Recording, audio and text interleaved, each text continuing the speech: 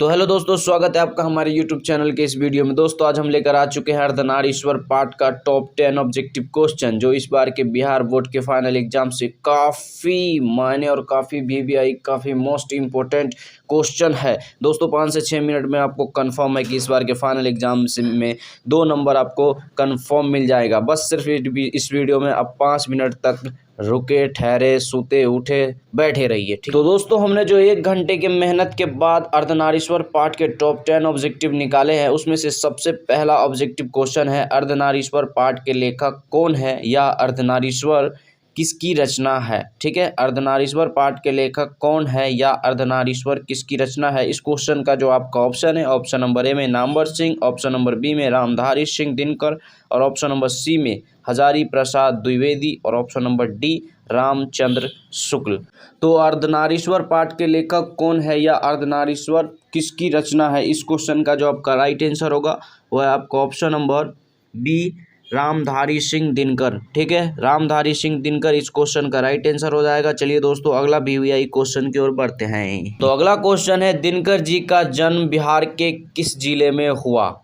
ठीक है, दिनकर जी का जन्म बिहार के किस जिले में हुआ, इस क्वेश्चन का जो आपका ऑप्शन है, ऑप्शन नंबर ए में समस्तीपुर, ऑप्शन नंबर बी में बेगूसराय, और ऑप्शन नंबर सी में पटना, और ऑप्शन नंबर डी में भोजपुर। ठीक है, तो दिनकर जी का जन्म बिहार के किस जिले में हुआ, इस क्वेश्चन का जो राइट आंसर है वह है आपका ऑप्शन नंबर बी बेगूसराय। ठीक है, दिनकर जी का जन्म बेगूसराय जिले में हुआ था। ऑप्शन नंबर 20 क्वेश्चन का राइट आंसर है। चलिए इसी के साथ अगला क्वेश्चन कहता है संस्कृति के 4 अध्याय, संस्कृति के 4 अध्याय किसकी कृति है।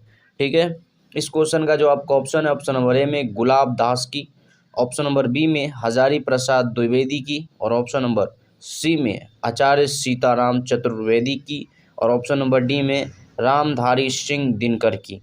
तो संस्कृति के 4 अध्याय किसकी कृति है, इस क्वेश्चन का जो राइट आंसर होगा वो है आपका option number D Ramdhari Singh Dinkar. संस्कृति के 4 अध्याय रामधारी सिंह दिनकर की कृति है। चलिए आगे बढ़ते हैं। अगला क्वेश्चन कहता है दिनकर किस युग के कवि हैं, दिनकर किस युग के कवि हैं। ठीक है, इस क्वेश्चन का जो आपका ऑप्शन है, ऑप्शन नंबर ए में भारतेंदु युग, ऑप्शन नंबर बी में छायावादी युग, और ऑप्शन नंबर सी में छायावादोत्तर युग, और ऑप्शन नंबर डी में नव काव्योंदोलन युग। ठीक है, तो दिनकर जी जो थे वो किस युग के कवि थे। ठीक है, तो इस क्वेश्चन का जो राइट आंसर होगा वह आपका ऑप्शन नंबर सी छायावादोत्तर युग। ऑप्शन नंबर सी इस क्वेश्चन का राइट आंसर हो जाएगा। चलिए आगे बढ़ते हैं। अगला क्वेश्चन कहता है प्रेमचंद थे। इस क्वेश्चन का जो आपका ऑप्शन है, ऑप्शन नंबर ए गीतकार, ऑप्शन नंबर बी कथाकार, ऑप्शन नंबर सी फिल्मकार, और ऑप्शन नंबर डी संगीतकार। बिहार बोर्ड के फाइनल एग्जाम में ज़्यादातर छोटा ऑब्जेक्टिव क्वेश्चन जो है ना वो ज़्यादातर आता है। ठीक है, तो ज़्यादा ध्यान आप छोटा क्वेश्चंस पे दीजिएगा, और ज़्यादातर बिहार बोर्ड के फाइनल एग्जाम में देखने को मिलता है। तो प्रेमचंद थे इस क्वेश्चन का जो आपका राइट आंसर है वो है आपका ऑप्शन नंबर बी कथाकार। ठीक है, कथाकार। इसी के साथ अगला क्वेश्चन कहता है गंगाधारी थी। ये भी क्वेश्चंस काफ़ी वीवीआई है। ऑप्शन नंबर ए में है दुर्योधन की माँ थी, ऑप्शन नंबर बी कृष्ण की माँ थी, और ऑप्शन नंबर सी अर्जुन की माँ, और ऑप्शन नंबर डी बलराम की माँ। तो गंगाधारी थी इस क्वेश्चन का जो आपका राइट आंसर होगा वो है आपका ऑप्शन नंबर ए दुर्योधन की माँ। ठीक है, गंगाधारी जो थी वो कौन थी, तो दुर्योधन की माँ थी गंगाधारी। ठीक है, ऑप्शन नंबर ए इस क्वेश्चन का राइट आंसर हो जाएगा। चलिए इसी के साथ अगला वीवीआई क्वेश्चन की ओर बढ़ते हैं। अगला वीवीआई क्वेश्चन करता है अर्धनारीश्वर कल्पित रूप है, अर्धनारीश्वर कल्पित रूप है। यह क्वेश्चन कितने बार पूछा जा चुका है, तो खास करके यह क्वेश्चन पे अलग से ध्यान रखिएगा। तो अर्धनारीश्वर कल्पित रूप है इस क्वेश्चन का जो आपका ऑप्शन है, ऑप्शन नंबर ए में शिव और पार्वती का, ऑप्शन नंबर बी राम और सीता का, ऑप्शन नंबर सी राधा और कृष्ण का, और ऑप्शन नंबर डी विष्णु और लक्ष्मी का। तो अर्धनारीश्वर कल्पित रूप है इस क्वेश्चन का जो राइट आंसर है वो है आपका ऑप्शन नंबर ए शिव और पार्वती का।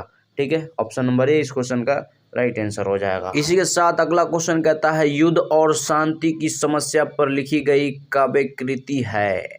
युद्ध और शांति की समस्या पर लिखी गई काव्य कृति है। Option number A Neel Kusum, option number B Kurukshetra, option number C Dwandwa Geet और ऑप्शन नंबर डी राशिम रथी। इस क्वेश्चन का राइट आंसर बताने से पहले दोस्तों, अगर आप हमारे चैनल पे नए हैं और हमारे चैनल पे आप पहली बार आए हैं तो प्लीज़ हमारे चैनल को सब्सक्राइब कर दीजिए। खास करके बहन लोग से प्लीज़ सब्सक्राइब कर दीजिएगा। बड़ा मेहनत करके सब वीडियो बनाते हैं मेरे भाई, मेरे छोटे मोटे बड़े भाई बहन लोग सब सब्सक्राइब करिए एकदम दबा के। तो क्वेश्चन जो है युद्ध और शांति की समस्या पर लिखी गई काव्य कृति है। इस क्वेश्चन का जो राइट आंसर है वो है आपका ऑप्शन नंबर बी कुरुक्षेत्र। ठीक है, ऑप्शन नंबर बी इस क्वेश्चन का राइट आंसर हो जाएगा। चलिए आगे बढ़ते हैं। अगला क्वेश्चन कहता है कौन सा कृति रामधारी सिंह दिनकर की लिखी हुई है।